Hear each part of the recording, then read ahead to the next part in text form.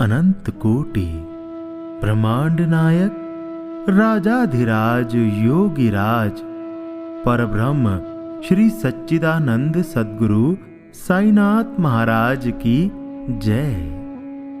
Indore high court के अवकाश प्राप्त जज श्री M.B. रेगे शिक्षित उदार हृदय के व्यक्ति थे। पाश्चात्य रिवाजों से प्रवाहित होकर वे किसी व्यक्ति की पूजा करने के खिलाफ थे।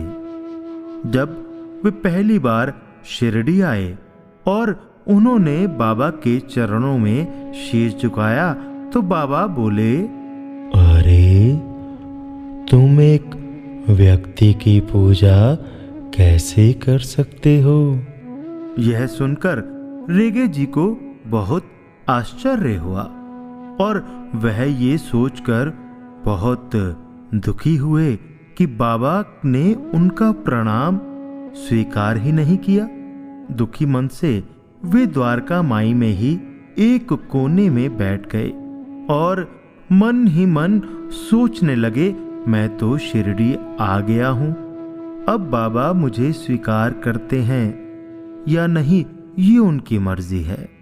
यही सोचकर वे दोपहर तक द्वारका माई में बैठे रहे।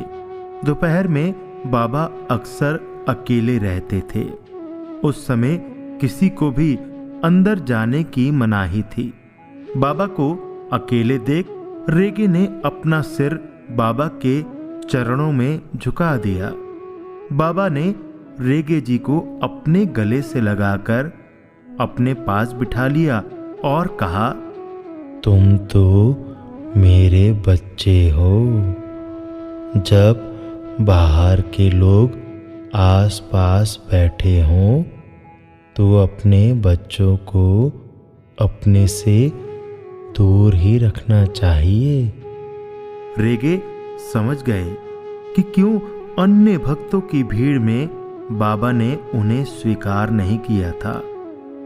गुरु पूर्णिमा के अवसर पर जब सभी भक्त बाबा के लिए फूलों के हार लाए थे, तब रेगे को अपने ऊपर बहुत क्रोध आया क्योंकि वे बाबा के लिए फूलों का हार लाना भूल गए थे।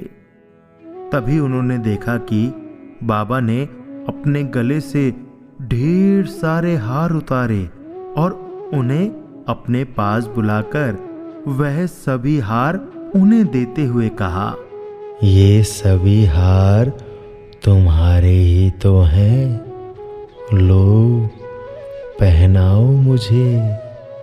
रेगे जी को कुछ समझ नहीं आ रहा था। उनकी आंखों से अश्रुधारा प्रवाहित होने लगी। उन्होंने बाबा को वो सारे हार पहना दिए। बाबा ने मुस्कुराते हुए उन्हें अपने गले लगा लिया। इससे यह ज्ञात होता है कि बाबा अपने भक्तों की भावनाओं का कितना ध्यान रखते थे। भक्ति भक्ति सबको ही कहे, भक्ति न जाने भेव, पूर्ण भक्ति जब मिले कृपा करे गुरुदेव।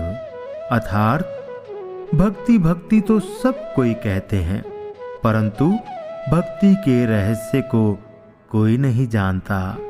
पूर्ण भक्ति तभी प्राप्त होती है जब प्रभु की कृपा होती है। मन में हो विश्वास तो साईं करे पूरी आस। श्री सद्गुरु साईनाथार्पणमस्तु।